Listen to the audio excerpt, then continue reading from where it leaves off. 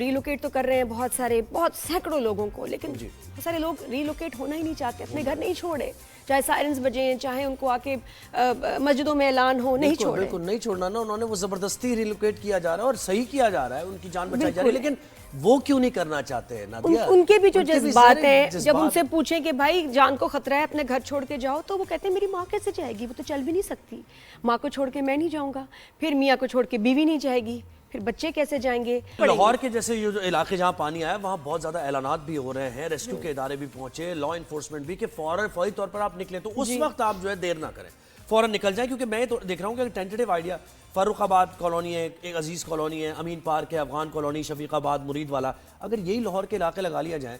20-20 ہزار اگر ایک کالونی میں لوگ رہتا ہے تو 1 لاکھ تو تقریباً یہ ہو گئے لوگ، آپ مجھے بتائیں 1 لاکھ لوگ ڈسپلیس یہاں سے ہوں گے صرف۔ اتنی ساری نئی کالونیز اور بنی ہیں، پروجیکٹس بنے ہیں رنگ روڈ کے پاس، ان کو گھروں کو، بڑے بڑے گھروں کو بھی خالی کرایا جا رہا ہے۔ بالکل ایسے ہی اس وقت آپ کو اگر پتا ہو تو پولیس وہاں کہہ رہی جی نکلیں، آپ ریسکیو والے کہہ رہے ہیں نکلیں، گھروں کو خالی کیا جا رہا ہے۔ ٹیم لیڈر پاکستان ڈاکٹر محمد فرحان خالد صاحب نے ہمیں جوائن کیا ہے۔ فرحان صاحب بہت شکریہ، آپ نے ہمیں وقت دیا رائز اینڈ شائن میں۔ یہ سر لاہور کے اندر جو بھی یہ پانی آیا مختلف علاقوں میں، کتنے لوگ سر متاثر اس سے ہو رہے ہیں اور کیا وہ نکل رہے ہیں، نکال لیا گیا ہے، کس مرحلے پر ہے ریسکیو آپریشن؟ بسم اللہ الرحمن الرحیم۔ سب سے پہلے تو آپ کا شکریہ، آپ نے موقع دیا۔ یہ ہمارا جو فلڈ آپریشن ہے وہ 9 جولائی سے جو ہے وہ شروع ہے، اور اس وقت جو ہے وہ شادرہ میں جو ہے نا ریور راوی پہ اس وقت ہائی فلڈ چل رہا ہے، اور اس کی وجہ سے لاہور کے مختلف علاقوں میں جو لو لائنگ ایریاز ہیں ان میں جو ہے وہ پانی آیا ہے، خاص طور پہ چون کا علاقہ ہے اور شادرہ کے کچھ ایریاز ہیں ان میں تھوڑا سا پانی آیا ہے، لیکن حالات ابھی انڈر کنٹرول ہیں۔ پانی ابھی ہائی فلڈ پہ چل رہا ہے، اور ہم نے رات کو جو ہے نا وہ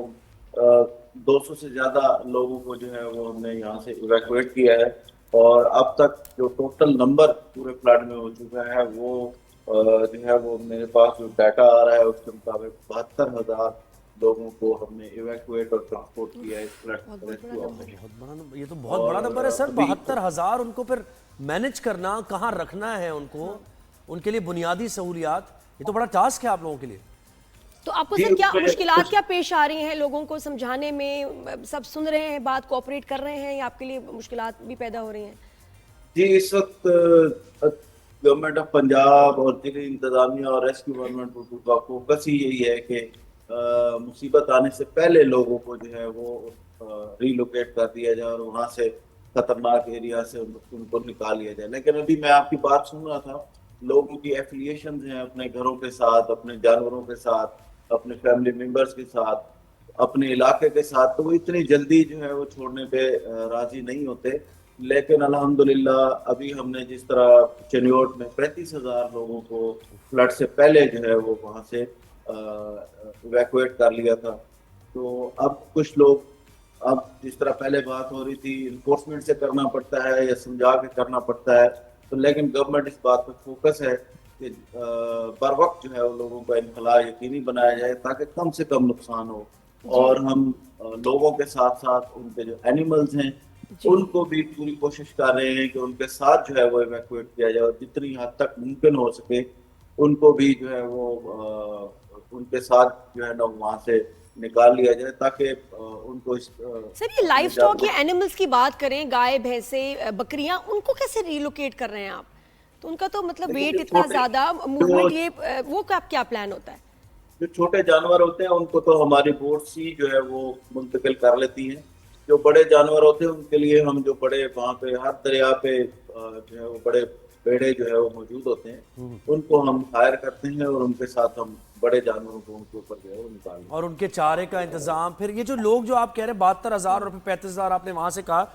تو یہ کیا یعنی شہروں کے اندر کوئی ایسی جگہ آپ نے کوئی ہالز اس طرح کے بنائے ہوئے ہیں جہاں ان کو رکھا جائے گا، یا ٹینٹ ہے، کیمپس ہے، کیا وہ انتظام؟ اور بارشیں بھی ہونی ہے تو باہر بھی نہیں ہے، مطلب آسان نہیں، وہ ایک الگ چیلنج ہے۔ جی تو بالکل دیکھیں ضلعی انتظامیہ نے پورے اس کے ارینجمنٹس کیے ہوئے ہیں، کچھ لوگ اپنے رشتہ داروں کی طرف چلے جاتے ہیں، اور جن لوگوں کے پاس اس طرح کا کوئی انتظام نہیں ہوتا ان کے لیے ریلیف کیمپ جو ہے وہ ہر جگہ موجود ہے۔ اسکولوں اور کالجز کو گورنمنٹ نے خالی کرا لیا اور وہاں پہ ریلیف کیمپ بنائے جا رہے ہیں۔ اس کے علاوہ ٹینٹ ولیجز بنائے جاتے ہیں، وہاں پہ ہر طرح کی سہولیات गवर्नमेंट जो है वो प्रोवाइड कर रही है। मोबाइल हेल्थ क्लिनिक्स और बाकी